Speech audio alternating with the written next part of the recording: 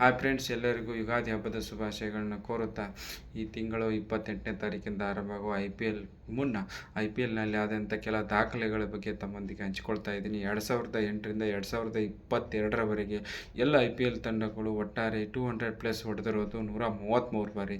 ಕೇವಲ 3 ವರ್ಷ 2023ರಿಂದ 25ರಲ್ಲಿ ಎಲ್ಲ ಐ ಪಿ ಎಲ್ ತಂಡಗಳು ಸೇರಿ 130 ಬಾರಿ 200+ ರನ್ ಹೊಡಿತಾರೆ ಅನ್ನೋ ಒಂದು ವಿಸ್ಮಯ ಸಂಗತಿಯನ್ನು ತಮ್ಮೊಂದಿಗೆ ಹಂಚಿಕೊಳ್ಳುತ್ತಾ, ಇನ್ನು ನಮ್ಮ ಕಿಂಗ್ ಕೊಹ್ಲಿ ವಿರಾಟ್ ಕೊಹ್ಲಿ ಅವ್ರ ಬಗ್ಗೆ ಹೇಳಬೇಕಾದ್ರೆ ಈ ದಿನ ಅವರು 183 ರನ್ ಪಾಕಿಸ್ತಾನದ ವಿರುದ್ಧ ಏಷ್ಯಾ ಕಪ್ನಲ್ಲಿ ಹೊಡೆದಿರೋದು.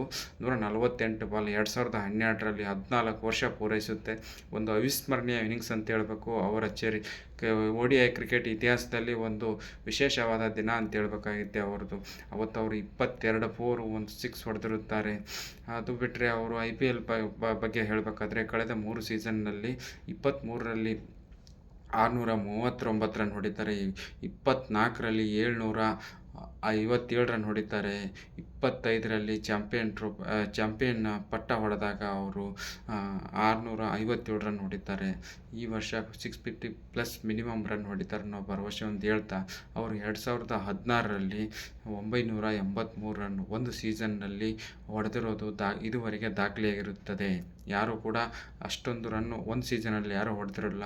ಆ ವರ್ಷ ಅವರು 7 ಅರ್ಧಶತಕ 4 ಶತಕವನ್ನು ಪೂರೈಸುತ್ತಾರೆ ಆಡಿದ 16 ಪಂದ್ಯಗಳಲ್ಲಿ ಅಂತ ಹೇಳ್ತಾ, ಅದು ನಾಯಕನಾಗಿ IPL ತಂಡದ ನಾಯಕನಾಗಿ 4994 ರನ್ ಕೂಡ ಅವ್ರದ್ದೇ ಗರಿಷ್ಠ ಇದೆ ಅಂತ ಹೇಳ್ತಾ, ಅದನ್ನು ಕೂಡ ಯಾರೂ ದಾಖಲೆ ಮುರಿದಿಲ್ಲ ಅಂತ ಹೇಳ್ತಾ, ಇನ್ನೊಬ್ಬರು ನಮ್ಮ RCB player AB de Villiers ಅವರು ವೈಯಕ್ತಿಕವಾಗಿ 25 ಬಾರಿ player of the match IPL ಆಗಿರೋದು ಅವ್ರದ್ದು ಒಂದು ದಾಖಲೆ ಇದೆ ಅಂತ ಹೇಳ್ತಾ, ಇನ್ನೊಂದು ನಮ್ಮ MS ಧೋನಿ ಅವರು ಈ ವರ್ಷ 44 ವರ್ಷ ಅತ್ಯಂತ ಸೀನಿಯರ್ ಪ್ಲೇಯರ್ IPL ಆಡಿದ ಆಟಗಾರರಾದರೆ, ಇನ್ನು 14 ವರ್ಷದ ಬಾಲಕನಾದಂಥ ವೈಭವ್ ಸೂರ್ಯವಂಶಿ ಅವರು ಒಂದು ಸ್ಟೇಟ್ಮೆಂಟ್ ಮಾಡಿದ್ದಾರೆ.